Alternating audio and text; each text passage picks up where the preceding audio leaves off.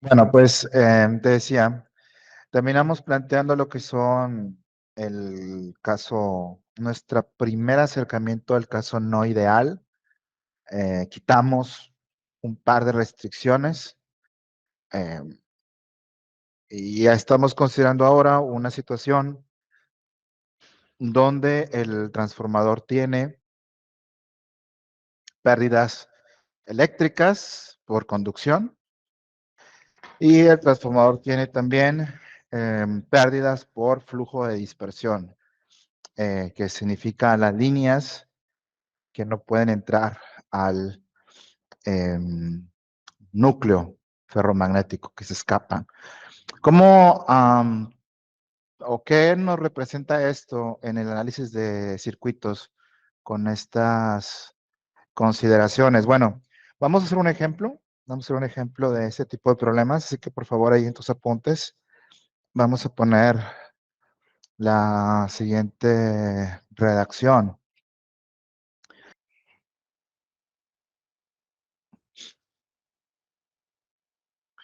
Bien, vamos a poner estos datos en un diagrama para ubicarnos un poquito más. ¿Dónde estoy?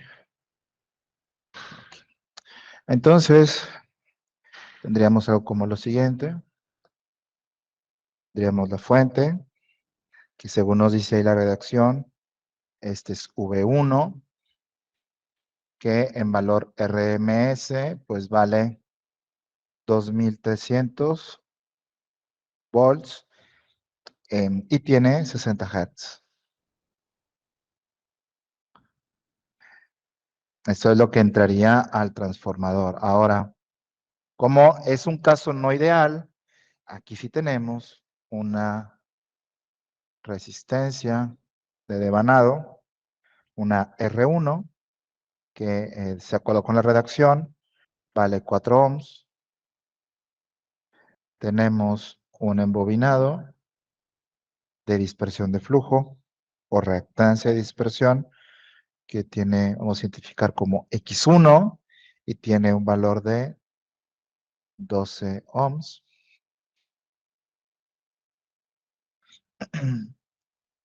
Y esto entraría al primario del transformador.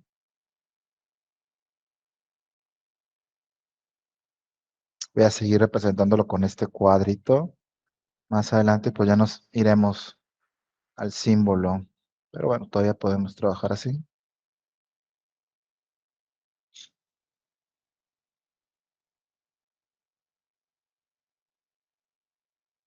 Esto entraría aquí al núcleo. ¿Sale? Entonces, aquí en el devanado primario se produciría una E1,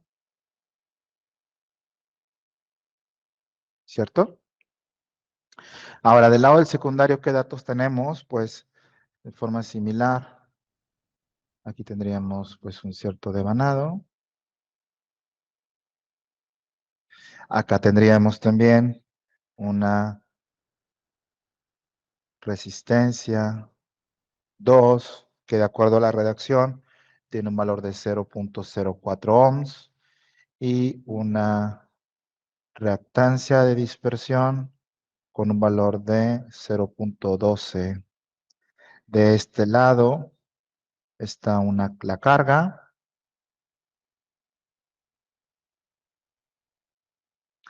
vamos a llamarle ZL, que nos dice que aquí se produce 230 volts más menos 12, bueno, aquí vamos a ponerle V2, RMS, son 230 volts. ¿Qué más datos tenemos?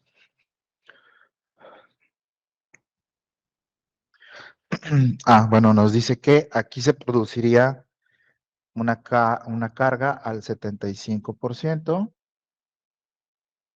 con un factor de potencia de 0.866 en adelanto. Esos son los datos. Bien, vamos a empezar a desglosar la información que tenemos aquí. Y usualmente en estos problemas comenzamos por el lado del secundario. ¿Ok? Comenzamos por este lado y luego vamos analizando hacia el primario. ¿Ok? Entonces, de entrada, aparecen dos datos al final que necesitamos interpretar, porque nos dice que la carga está al 75%.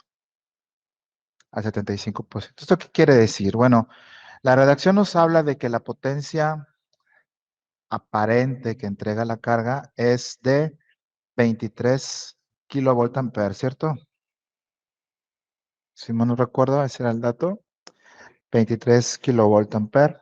Entonces, si vamos a trabajar al 77, al 75% de esto, pues quiere decir que hay que multiplicar esto por 0.75. No estamos trabajando con 23, estamos trabajando con un 75% de eso. Entonces, 25% de 23 kVA, ¿cuánto te da? 17.25 kVA, muy bien. Entonces, esta es la potencia con la que realmente está trabajando el transformador. Bien. El otro dato que aquí nos va a ser importante es el que tiene que ver con el factor de potencia en adelanto. Aquí realmente hay dos datos escondidos en esa frase, porque nos dice que el factor de potencia es 0.8866. De entrada de ese dato sale lo siguiente. Factor de potencia igual a 0.866. Tú sabes que el factor de potencia es igual al coseno de teta, la diferencia de las fases.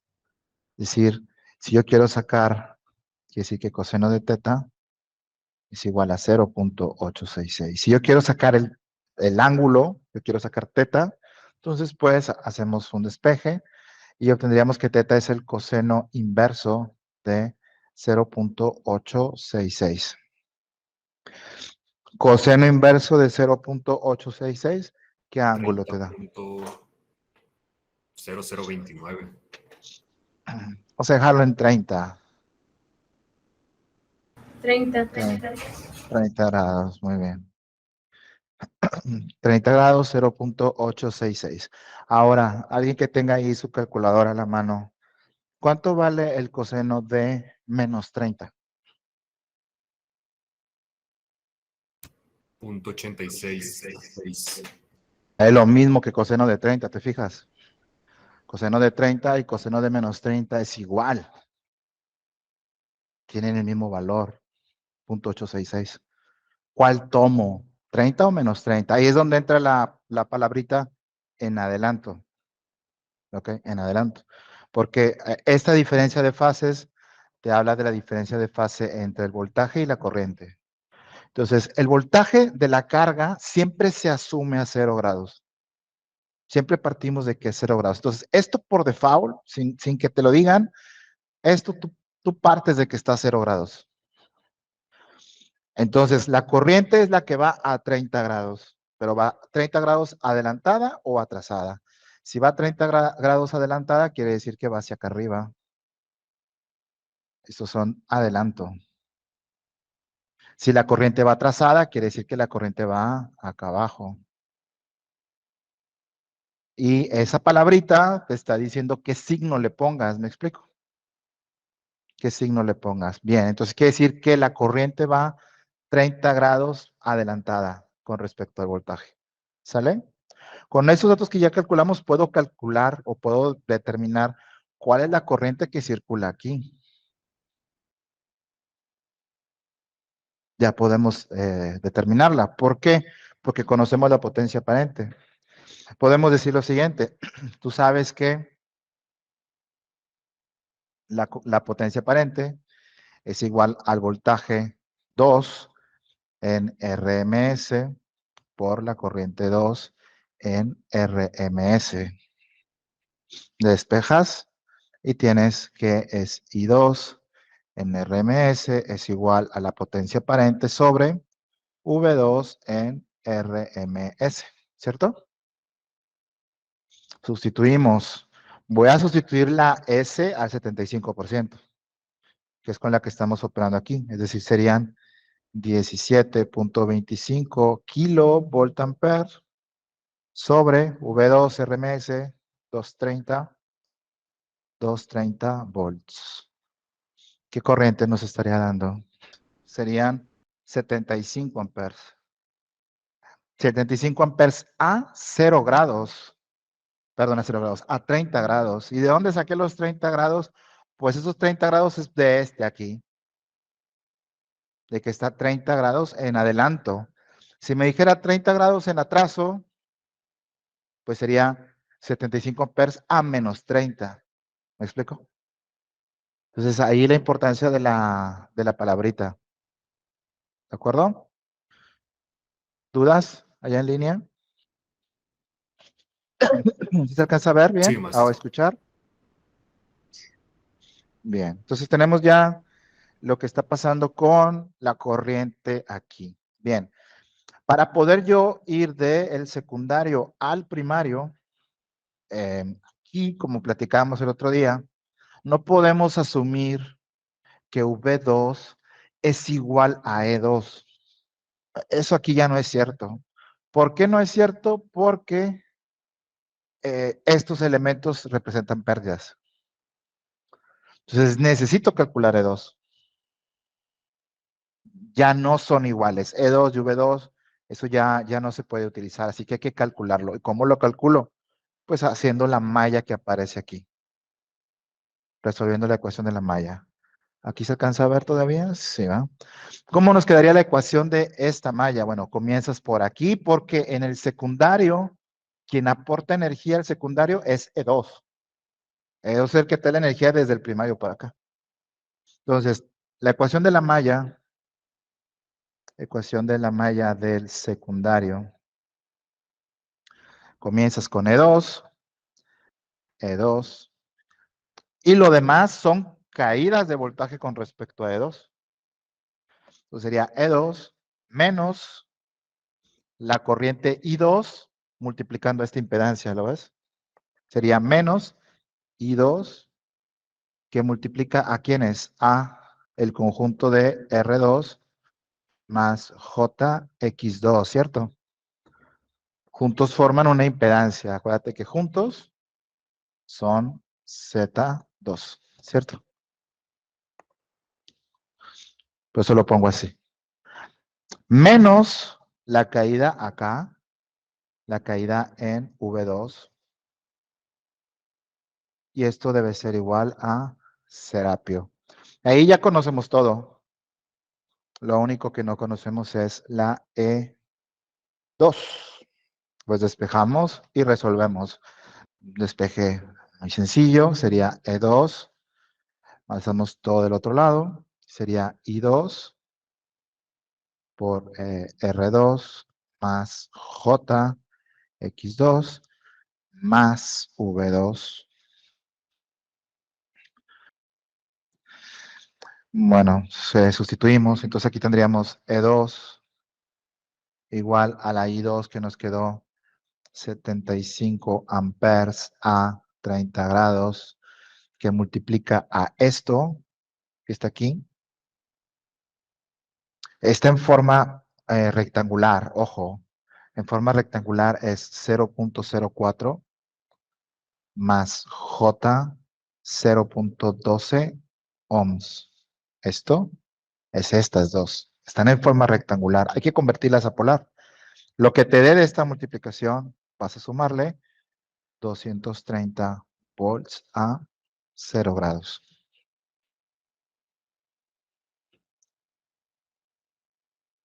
¿Correcto? Bien, deme la equivalencia de esto en forma polar. Voy a reescribirlo aquí, E2, 75 amperes a 30 grados. A ver, de vuelta, Patrick, ¿qué serían? Es punto. Correcto. Ok, esto es lo mismo, ok. Solamente que esto está en forma rectangular, esto está en forma polar. Pero representa la misma impedancia. Más 230 volts a 0 grados. Ahora, La multiplicación en forma polar, ¿cómo se hace? Es muy sencillo. Magnitud con magnitud, multiplicas y ángulos se suman. Entonces esa parte de la operación te quedaría E2 es igual a 75 por punto 1264. ¿Qué te queda?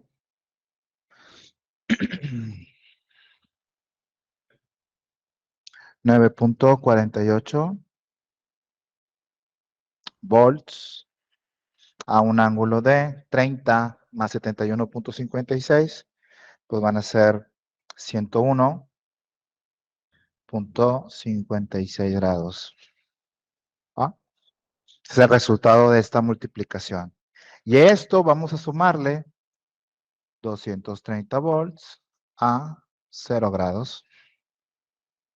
Para poder hacer esa suma, hay que convertir primero a forma rectangular. Entonces, voy a traer esto para acá. Dame por favor el dato de cuánto vale cada uno en forma rectangular. Sobre todo el primero, el segundo está directo.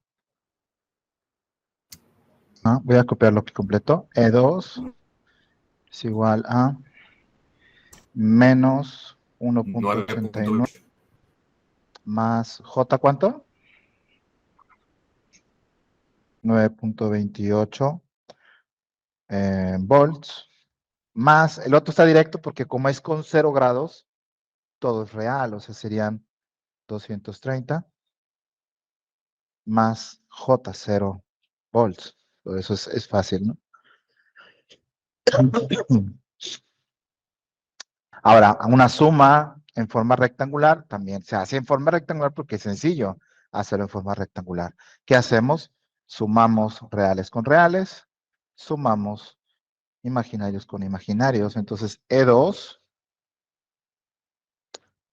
debería tener un valor de 230 menos 1.89.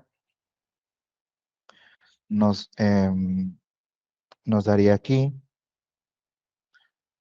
228.11 más J 9.28 volts en forma rectangular.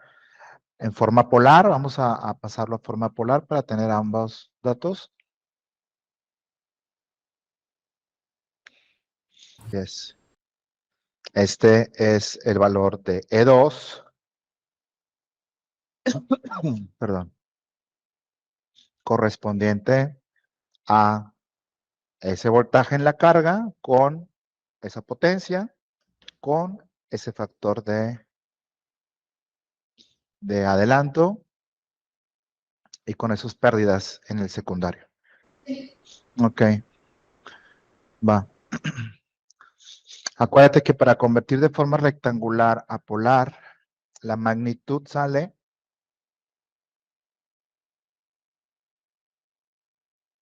con la raíz cuadrada del componente real al cuadrado más el componente imaginario al cuadrado. En este caso es raíz cuadrada de 0.04 al cuadrado más 0.12 al cuadrado. A la operación y debe darte algo cercano a 0.1264. El ángulo se calcula con tangente inversa del número imaginario sobre el número real. En este caso es tangente inversa de 0.12 sobre 0.04.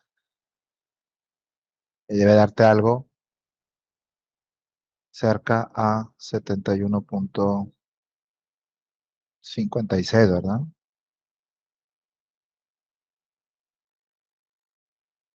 Ahora, con esto tenemos ya toda la información del secundario. Pero, pues, como te decía, hay que traer esto hasta acá, al primario. ¿Cómo puedo calcular E1 a partir de E2? Bueno, aquí sí dijimos que se mantenía la anterior relación, donde dijimos que la relación de transformación A es igual a E1 sobre E2. Y sabemos que ese transformador debería dar en forma ideal, que es lo que nos da, esa relación de voltajes es ideal, ¿no? Nos decía 2300 volts para E1, te da una relación a E2 de 230, ¿verdad? Ese es lo que dice la redacción. Eso es ideal. Ese dato que aparece ahí en las tablitas de los transformadores es ideal. ¿Ok? Entonces, ¿qué quiere decir esto? Quiere decir que con esta relación aquí, la A, puedo calcular, la A, ¿cuánto vale? Pues si de 200, de 2300 voy a 230, quiere decir que la A vale 10. ¿Ven? Si idealmente yo le pongo 2300 y sale en 230, quiere decir que la relación de vueltas es de 10 a 1. Entonces, o en consecuencia, con este valor de A, si la E1 no son dos, no son, eh, perdón, la E2 no son 230, la E2 son 228.29, ¿cuánto valdría la E1? ¿No? Pues vamos a calcularlo. Si la, vamos a despejar primero, ¿no? Dijimos que la fórmula es A es E1 sobre E2. Vamos a despejar de aquí E1. E1, E1 es igual a A por E2. ¿Ok? La E1, entonces, si A es 10 y E2, en este análisis que estamos haciendo, E2 no vale 230, que es para el caso ideal. E2 vale aquí, E2 RMS vale 228.29. Entonces, si E2 vale 228.29, ¿cuánto vale E1? Pues es eso por 10. E1 valdría 2282.9 volts.